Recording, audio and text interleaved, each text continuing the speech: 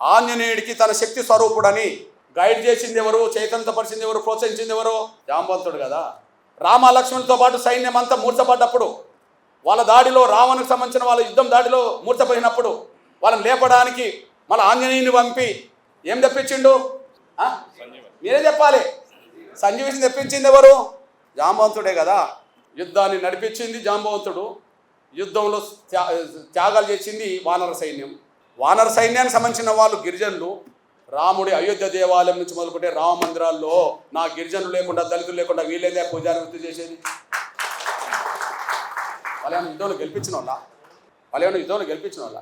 యుద్ధంలో గెలిస్తే కదా రాజు అయింది. వాళ్ళేంది అంటున్నా నేను. చర్చకు రావాల్సిందే. పోనీ రాముడి గుణాలని, రాముడి పౌరుషాన్ని, రాముడి మానవత్వాన్ని, రాముడి సామాజిక స్పృహను గొప్పగా ప్రపంచానికి చాటిన వాళ్ళు ఎవరు? వాల్మీకే కదా. గొప్పగా ప్రపంచానికి చాటిన వాళ్ళు ఎవరు చెప్పండి? రామాయణం రాసిన వాళ్ళు ఎవరో చెప్పండి. వాల్మీకి రామాయణం లేకపోతే రాముడి చరిత్ర ఎవరికి తెలుసో చెప్పండి. వాల్మీకే కదా. వాల్మీకిని మన తెలంగాణలో పోయే కదా, బీసీనే కదా. అక్కడక్కడ ఎస్సీలో ఉన్నారు కదా. పోనీ బీసీ సమాజం అనుకుందాం. నేనంటున్నా రాముడి గురించి ప్రపంచానికి తెలియకముందే అందరు తెలిసేలాగా చేసింది వాల్మీకి అయితే, నా బీసీ ప్రజలకు సంబంధించిన వాళ్ళు ఎందుకు పూజారులు ఉండరు రామ మందిరాల్లో? రాముడు యుద్ధం చేసే సమయానికి సీత జాడ కనుక్కొనేలాగా ప్రోత్సహించింది, తెలుసుకున్నది, వీళ్ళని కాపాడి ప్రయత్నం చేసింది మన జాంబవంతుడు కదా, దళితుడు కదా, మాదిగల ఆరాధ్యపురుషుడు కదా. ఈ దళితులకు లేని పూజారి వాళ్ళకెట్లా వచ్చింది? యుద్ధంలో గెలిపించింది మేము కదా, మా ఆదివాసులు కదా. రాముడు గురించి దేశానికి, ప్రపంచానికి తెలిపేటట్టు చేసింది మా వాల్మీకి కదా. వాల్మీకిని బ్రాహ్మణులను ఒప్పుకోమనండి, జాంబవంతుడు మావాడని ఒప్పుకోమనండి, ఆంజనేయుడు మావాడే అని ఒప్పుకోమనండి. వాళ్ళు ఒప్పుకోరు కదా. వాళ్ళు ఎవరు మరి?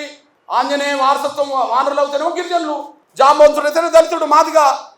వాల్మీకి పోయా. అరే మాకు లేని స్వేచ్ఛ రామ మందిరాల్లో, మాకు లేని హక్కు రామ మందిరాల్లో. మేము పూజారులు కానప్పుడు యుద్ధం చేయడానికి మాత్రం మేము ఉపయోగపడాలా? సాబతుకులు ఉన్న వాళ్ళని కాపాడడానికి ఉపయోగపడాలా? యుద్ధంలో గెలిపించడానికి ఉపయోగపడాలా? చరిత్ర రాయడానికి ఉపయోగపడాలా? కానీ రామ మందిరాల్లో పూజలు చేయడానికి ఉపయోగపడమా? మా దళితుల్లో, గిరిజనుల్లో, బలహీన వర్గాల్లో ఐఏఎస్ ఆఫీసర్లు అవుతారు కదా. ఈ దేశ రాష్ట్ర కేంద్ర ప్రభుత్వ సర్వీసులో ప్రధానంగా బ్యూరోక్రాట్స్ అంటే ఎవరంటారు? ఐఏఎస్ఏ కదా. మరి దళిత గిరిజన వర్గాలకు చదువుకుంటే ఐఏఎస్లు అవుతారు కదా, పూజారులు గారా అంటున్నాను నేను. అందువల్ల మీకు విజ్ఞప్తి చేస్తున్నా, రామ అవతారమే తర్వాత కృష్ణ అవతారంగా మారింది. రాముడు కృష్ణుడు వేరు కాదు కదా. రాముడి కాలంలో రాముడు, కృష్ణుడి కాలంలో కృష్ణుడు. కానీ రాముడే చెప్తాడు కదా, నేను మరో జన్మలో కృష్ణుడికి వస్తాడని చెప్పి. మన నమ్మకం మన విశ్వాసం. నేను అంటున్నా, కృష్ణుడు ఎవరా? కృష్ణుడు మా యాదవ, మా బీసీ బిడ్డే కదా. వరుసకు మాకు బావవుతాడు కాదని చెప్పానండి.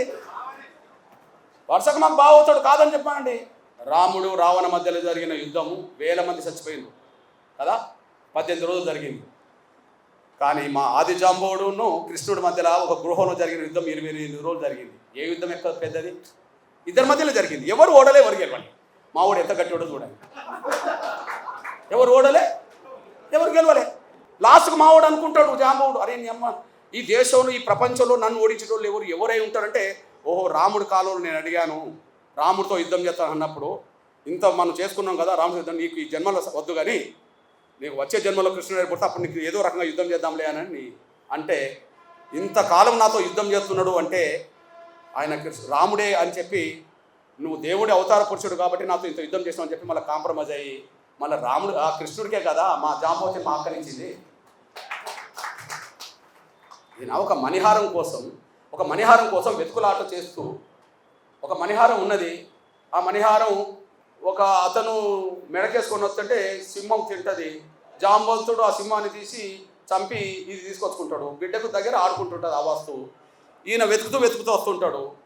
వెతుకుతూ జాంబవంతుడు కనిపిస్తాడు. జాంబవంతుడు కృష్ణుడి మధ్యలో యుద్ధం జరుగుతుంది. 28 రోజులు జరుగుతుంది. గుహలో జరుగుతుంది. యుద్ధంలో ఎవరు ఓడింది లేదు, గెలవలేదు. కాకపోతే మా జాంబవంతుడు అనుకుంటాడు, ఈ ప్రపంచంలోనే నాతో యుద్ధం చేసేవాళ్ళు ఎవరు లేరు, ఎవరైనా చేస్తుంటే దేవుడి రూపమే నా దగ్గరికి వస్తారు కాబట్టి నేను గత జన్మలో నేను రాముడిని అడిగాను, కృష్ణుడికి వస్తాను కాబట్టి కృష్ణుడు ఏంటంటే నేనే అని చెప్పి ఆయన చెప్పుకుంటాడు. అప్పుడు బహుమానంగా ఏమిస్తాడు మా జాంబవంతుడు? ఎవరినిచ్చి పెళ్లి చేస్తాడు? మా జాంబవంతునిచ్చి పెళ్లి చేస్తాడు. ఇవన్నీ రామాయణం, మహాభారతం ఉన్నది కదా. మరి జాంబవంతుడు మా బిడ్డ మా అక్కనిచ్చిందంటే ఎవరు మాకేమవుతాడో కృష్ణుడు చెప్పండి. మా జాంబవంతుడు మా పెద్ద ఆయన మా పెద్ద నాన్న అనుకుందాం. మా జాంబవంతుడు బిడ్డ మాకు పెద్ద అక్కే కదా. మా పెద్ద అక్కను ఎన్నో భార్యగా చేసుకున్నది మా కృష్ణుడే కదా. కృష్ణుడు మాకు బావ అవుతాడు కదా. మా బావ ఉన్న కాడ మేము ఎందుకు పూజారంగా ఆయనకు అర్థమవుతుంది? మా బావ ఉన్న కాడ మేము ఎందుకు పూజారులుగా? మా బావ దగ్గర కూడా మీరేనా మన పూజ రాముణ్ణి గెలిపిస్తాం, రాముణ్ణి కాపాడుతాం, మళ్ళీ ఆయన దగ్గర ఉండొద్దు. మేము ఇటు పోవద్దు, ఆడు ఉండద్దు. ఇది పెద్ద డ్రామా వీళ్ళది. ఎడిపోవద్దు, వీడు మతం మార్చుకోవద్దు, మళ్ళీ వీడు ఉండదు. ఈ పూజారి కాడికి రావద్దు. ఇది చెల్లదు. రాముడితో మాకున్న సంబంధాలు మీకెక్కడి? కృష్ణుడితో మాకున్న సంబంధాలు మీకెక్కడి? రాముడితో మాకున్న సంబంధాలు మీకెక్కడి? వాల్మీకి రామాయణ ప్రకారంగా. కృష్ణుడితో మాకుండబడే బంధుత్వం మీకెక్కడిది? మహాభారత పరంగా కదా. కేవలం కుల వ్యవస్థ ఉండడం వల్ల కుల వ్యవస్థ మొదలైంది. కుల వ్యవస్థ ఉండడం వల్లనే కుల వ్యవస్థ మొదలైంది. రాముడికి కులానికి సంబంధం లేదు అంటున్నాం కదా. మరి ఎట్లా వచ్చిందో దాన్ని తొలగించుకోవాలి కదా. కృష్ణుడికి కులానికి సంబంధం లేదన్నాం కదా. మరి ఎట్లా వచ్చిందో తొలగించుకోవాలి కదా. ఆ కుల వ్యవస్థ ప్రభావం మన దేశాన్ని ముంచింది కదా. అఖండ భారత్ లేకుండా చేసింది కదా. ఉన్న భారత్ కూడా లేకుండా పోయింది కదా. ఈ కుల వ్యవస్థను ఇంకా కొనసాగితే ఇంకో 100 ఏళ్లకు ఉన్న భారత్ ఉంటుందని గ్యారెంటీ లేదు కదా. ఇది చెప్తున్నాను ఆయన, అది ఆలోచించుకోండి. మనం నిజం ఎవరన్నా అనుకోండి, నా అభిప్రాయం ఇది. అందువల్ల ఇది రాజ్యాంగ విరుద్ధమైన తీర్పు, రాజ్యాంగ విరుద్ధమైన ఆర్డర్. ఓకే, ఇది వివక్షతో కూడిన తీర్పు, వివక్షతో కూడిన ఆర్డర్. ఆర్టికల్ 25, ఆర్టికల్ 14, 15 ప్రకారం రాజ్యాంగ విరుద్ధం తీర్పు. పోనీ అంబేద్కర్ అభిప్రాయానికి విరుద్ధం, కమిషన్లో కూడా విరుద్ధం కదా. రంగనాథ్ మిశ్రా కమిషన్ దళితులు క్రైస్తవ మతం తీసుకున్నప్పటికీ వాళ్ళ మీద కులవివక్షత పోలేదు, అంటరానితనం పోలేదు. దళితులు దళితులు క్రైస్తవ మతం తీసుకున్నా రంగనాథ్ మిశ్రా కమిషన్ రిపోర్ట్ ఇచ్చింది కదా, కేంద్రం వేసిందే. అదే సమయంలో ఇది 2007లో వేస్తే సతీష్ దేశపాండే కమిషన్ రిపోర్ట్ కూడా ఉన్నది. సతీష్ దేశపాండే కమిషన్ రిపోర్ట్ కూడా ఉన్నది, 2008లో వచ్చింది. ఇందులో కూడా దళితులు క్రైస్తవ మతం తీసుకున్నా వాళ్ళ మీద కులవివక్షత పోలేదు అని చెప్తున్నాడు. అంటరానితనం కొనసాగుతుందని చెప్తున్నాడు.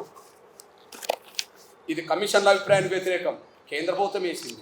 ఇది ఆర్టికల్ రాజ్యాంగం ప్రకారంగా రాజ్యాంగానికి వ్యతిరేకం. ఆర్టికల్ 25కి 14, 15కి వ్యతిరేకం. ఈ 1950 రాష్ట్రపతి ఆర్డర్ అనేది అంబేద్కర్ అభిప్రాయాలకు విరుద్ధం. ఇది మా స్వేచ్ఛకు విరుద్ధం, ఇది మా హక్కులకు విరుద్ధం.